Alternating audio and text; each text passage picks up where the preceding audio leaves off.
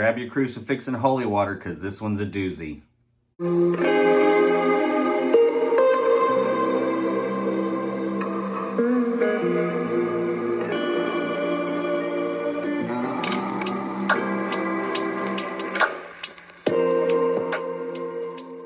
Hello everyone, welcome to Bound in Prose, the booktube channel for those with very eclectic tastes in literature. I am your host Matt, and today I want to talk about Frank Peretti's The Visitation. So this is my fourth Frank Peretti novel. I have read This Present Darkness, Piercing the Darkness, The Oath, and now The Visitation. And I enjoy Frank Peretti's work. I struggle sometimes with Christian fiction, and I know I'll have to kind of tread lightly, but I'll talk about that a little bit more here later in the video. But Frank Peretti is one of those that I don't have any issues reading his books, and I actually generally find them to be fairly entertaining. So The Visitation is written in first and third person. When it's in first person, we are following the story of a burnt-out minister named Travis Jordan. And as the story goes along, we kind of get his backstory and why he has kind of become burned out on the ministry. But he has discipled and pastored at a church in this town of Antioch where the book occurs. And he's been there for 15 years until he decides to kind of step away from the ministry. And the other driving force of the novel is that there are miracles that start to occur in Antioch, and they surround this man named Brandon Nichols, you come to find out. And Brandon Nichols is able to heal people and seems to know a lot about the people of Antioch. But there's sort of a sinister feel to him. And Brandon sets up this new cult-like congregation on a ranch, and is basically claiming to be Jesus reincarnated. And so Travis and the minister that took over his position at Antioch are trying to figure out who this man is, where he came from, and why he's able to do the things that he's able to do. Now, growing up, Frank Peretti was kind of like the horror author of the Christian fiction genre.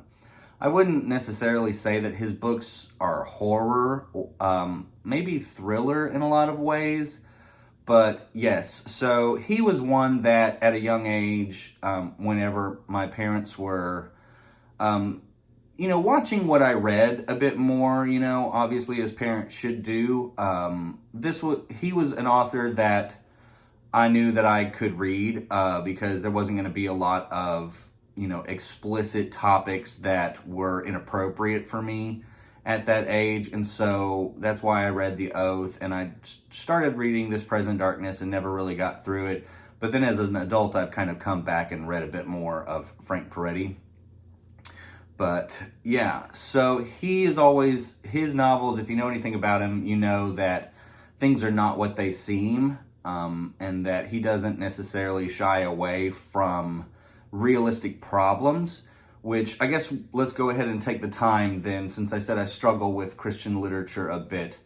I don't read a ton of Christian fiction, and this may be fair or unfair, but I have just always kind of felt like Christian literature tends to be a little too saccharine for my taste, and I feel like a lot of Christian authors, in trying to reach the majority of the Christian populace, maybe sugarcoat things a bit and have characters that just don't really face realistic struggles. Like, I'm having a crisis of faith because I stubbed my toe this morning and I said a curse word. And so that's the driving force of the novel. Now, that's a bit of hyperbole, but that's just kind of how I tend to feel about Christian fiction. But I am finding more and more that I actually enjoy. I recently read The Masterpiece by Francine Rivers, and I loved that book. I thought that that was an excellent piece of Christian fiction. So that's kind of why I am not always the biggest fan of Christian fiction. So in The Visitation, one of the things that I really appreciated is that Frank Peretti will discuss, or he will have his characters engaging in like this theological hypocrisy or this piousness that I feel is actually very rampant in the church nowadays, and has been for the longest time. But that's something that I appreciated about this, is that he wasn't afraid to criticize a lot of different kinds of preaching and ministry, and how Christians will get together and be very pious, but then, actually not work for the good of the church. And so I found that was very interesting. Like, there's a particular scene where they have like the ministerial board that comes together, and it just devolves into an argument and a theological debate, and people aren't really trying to figure out who Brandon Nichols is or try to help the people of Antioch. It's just, they just kind of take pot shots at each other. And then there's a couple of scenes when you're looking at Travis Jordan's past, and like he goes to a particular church that's this mega church, and his sister comes to visit and is there, and they say, well, we don't allow you to have like this kind of pen, or please don't sit there and do that, and if you please don't do this. And I mean, just like so many rules, and so stifling to what the spirit of church should be. And then there's another scene where Travis Jordan goes to Brandon Nichols' hometown and meets his father, and his father is a minister, and it's very hellfire and brimstone. And the man is obviously not a happy person, and is, kind of rude and dismissive, and doesn't want anything to do with his son anymore, and my son is dead to me, and get out of here. And the wife is crying because she wants to know about her son, and he's just like, you should just stop that crying right now. And so anyways, that's the kind of thing that, I don't know, I appreciated about this. It felt very realistic. Growing up in the church, we're all people. None of us are perfect. And so I just appreciated that this was not sugar-coated. And on that note, so I would kind of equate Frank Peretti to Peter Blatty, who wrote The Exorcist.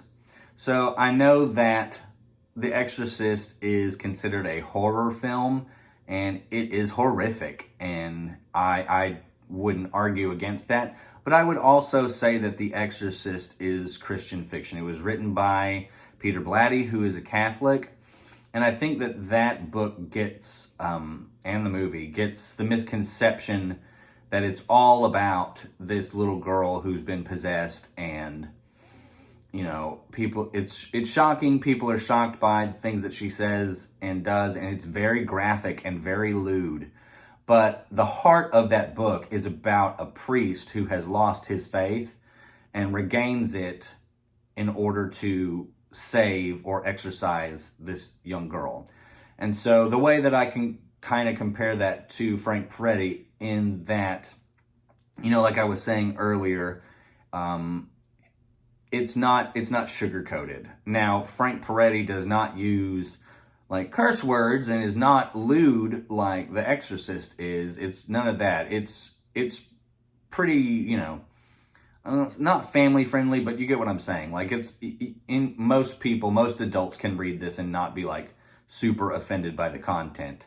So, but I mean, and in this book, Travis Jordan is a minister that's kind of lost his faith and lost his way, and he has to, sort of overcome that as he goes along, and regains his faith as it goes along. But that's the kind of like Christian fiction that I appreciate. Christian fiction that doesn't paint, Christians as people that don't have problems too. I mean, we all struggle with things, and it's the same things that the world struggles with, non-believers. And so that's what I appreciate, and being able to say, like, no, we are not all perfect, and we're not going to pretend like we are. And that's one of the things that I feel like Frank Peretti does very well in his books. And Francine Rivers, I was talking about The Masterpiece, And I'm sorry if I'm starting to ramble a bit, but people have affairs and people have drug addictions and things like that. And so that's the kind of Christian fiction that I can get into and appreciate. That, anyways, I've said it a bunch now, but yeah. So overall, I really enjoyed The Visitation. My biggest issue with this book was the pacing. I feel like it does a really good job in the beginning of setting up this mystery. Brandon Nichols comes to town, and people are like, is he or is he not the reincarnation of Jesus? And has Jesus come back and he can do all of these miracles, and he can heal people, and and then it gets to a certain point where the new minister that's taken over for Travis Jordan, his name is Kyle, basically tries to get Brandon Nichols backed into a corner. And he says, well, if you were Jesus, then you would have the nail scars in your arms and your hands.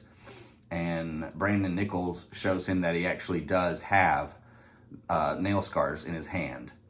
And Kyle is still not buying it. And he says, you are not Jesus. And Brandon Nichols says, I am now. And so it can get pretty make your skin crawl in some places. And then right after that, we spend like 200 pages or so getting the backstory of Travis Jordan. And some of it is really interesting, but I have to say that about 2/3 through this book, I was kind of over it. And I felt really bogged down, and I had lost a lot of interest and wondering why. I mean, I get why, but I feel like that could have been cut down a bit, because it just drags on too long. And, we went to this church and had a bad experience, and we went to this church and had a bad experience. And when I was a young kid, I wanted to heal people, but I could never heal people. And, this girl that I liked, got cold feet on me, and then went and found another guy that she likes better, and things are just not working out for me. And then I find this girl that I do like, and then we're going to go to this church, and this ministry doesn't work out, and I got in trouble at this ministry, and then we're going to go over to try this. I mean,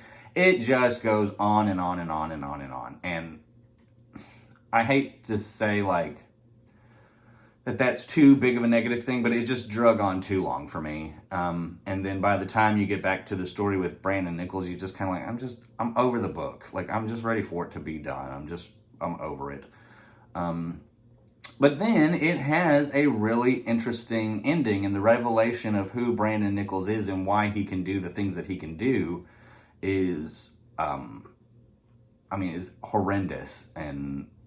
But it gets you kind of engaged for the last 50 to 100 pages, and then it has a pretty interesting, if not downer of an ending, especially from a Christian perspective. But Travis Jordan's story ends well, and he comes to terms with the things that have bothered him in the past. And so, anyways, so it was the first part of the book was really intriguing, and then the last part of the book was really intriguing, but the middle slows down quite a bit. And so whenever I finished this book, I decided to give it 3 stars. I mean, it's not bad. It's a fine read. I mean, I did enjoy my way through it, and I enjoyed what the story is. Obviously, that I have some of my complaints with it, but I think on the whole, it's a good book. It's a good book. I thought about putting this into a little free library when I was done with it. Passing it or paying it forward, letting somebody else get it and read it. And then the gentleman that I was listening to read it on audiobook, his name is Ray Mossholder, and he's got a YouTube channel. It's called Reach More Now, and he read this on the audiobook. And at one point, he had a little aside that he said that this is out of print now, and so I decided I'm not going to give up my copy. I'm gonna hang on to it for a while longer. So, but yeah, if you go to church, I almost guarantee you will be able to find this in your church library. If not, it's still around. This is one of those books I always feel like if I go to a book sale or something, I always see a copy of this laying around. So if you like Christian fiction, or if you're not a huge fan of it for the same reasons that I've discussed, give The Visitation a shot. Give Frank Peretti a shot. I really enjoyed, like I said, I read This Present Darkness and Piercing the Darkness. Piercing the Darkness is the sequel to This Present Darkness. And those are fun books. They're very action-packed, and they deal with the spirit realm around us. So there's a lot of, being able to see past the veil, as it were, and how angels and demons fight around us all the time. And so, but it was good. And then Piercing the Darkness, I really enjoyed as well. I think they're both very strong. I read The Oath back in junior high, so don't remember a lot about it, but there was like a dragon that was running around, and people like had secrets or something, and if these people were affected by this particular thing, like they would like bleed like black ooze and stuff. And so I remember, like, as a younger person, I was like, yes, some horror, and I don't have to worry about whether or not I'm going to get in trouble for reading it. I probably at some point will also do another Frank Peretti book, read another Frank Peretti book called Monster, that I was intrigued to read whenever it first came out, and I just never actually got around to doing it.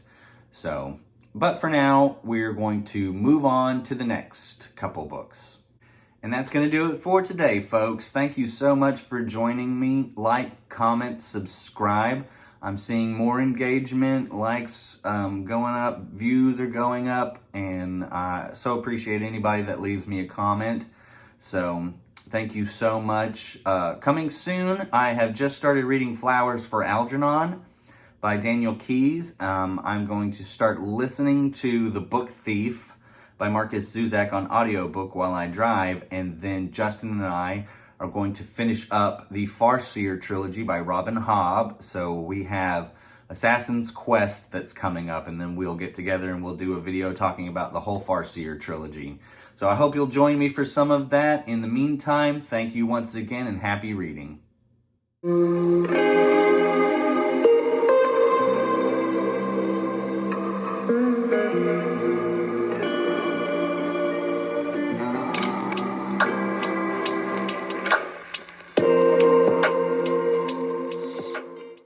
Oh, I am going to get canceled before I even get started.